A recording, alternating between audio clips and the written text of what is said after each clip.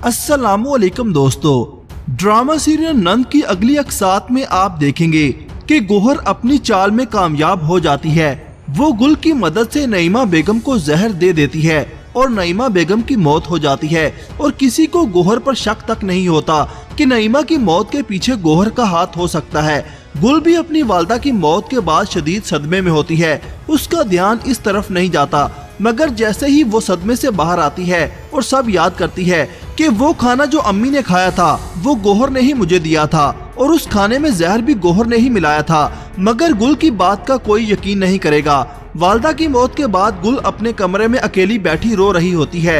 हसन गुल के पास आता है ताकि उसको तसल्ली दे सके। गुल हसन से कहती है कि आप ही ने मार दिया अम्मी को। इस पर हसन कहता है कि गुल, ये तुम कैसी बातें कर रही हो, आप ही तुम्हारी अम्मी को क्यों मारेंगी। ये सुनकर गुल चीखना चिल्लाना शुरू कर देती है कि आप ही ने ही मेरी अम्मी को मारा है, मैं उनको नहीं छोड़ूंगी, मैं उनकी जान लेकर रहूंगी। ये कहकर वो कमरे से बाहर जाने लगती है।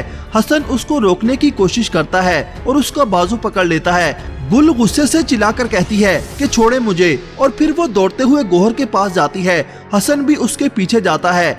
गौहर बाहर खड़ी साकब और अफशा से बात कर रही होती है।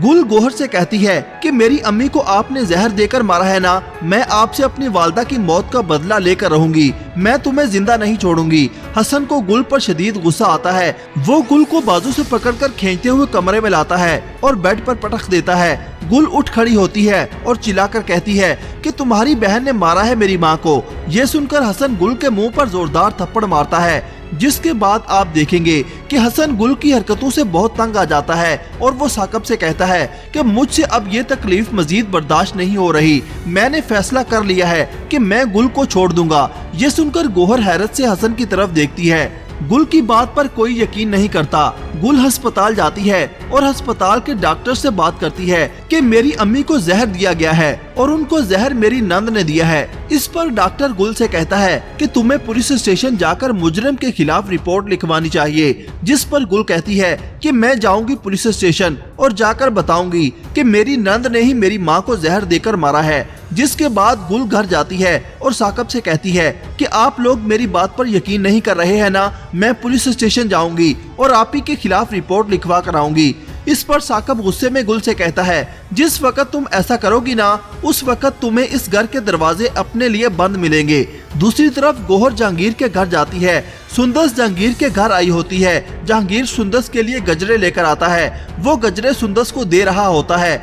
गौहर दरवाजे में खड़ी ये सब देख रही होती है और वो अपने मोबाइल पर वीडियो बना लेती है। गौहर की मुलाकात सुंदस और उसकी वालदा से होती है तो गौहर सुंदस और उसकी वालदा से कहती है अच्छी तरह जानती हूँ मैं कि जहांगीर के साथ मिलकर क्या प्लानिंग कर रही हो तुम लोग। गौहर वो वीडियो सुंदस के शोहर को सेंड कर देती है। सुंदस की वालदा जहांगीर से कहती है कि मैं गौहर को जान चुकी हूँ, वो अपनी हरकतों से बाज नहीं आएगी।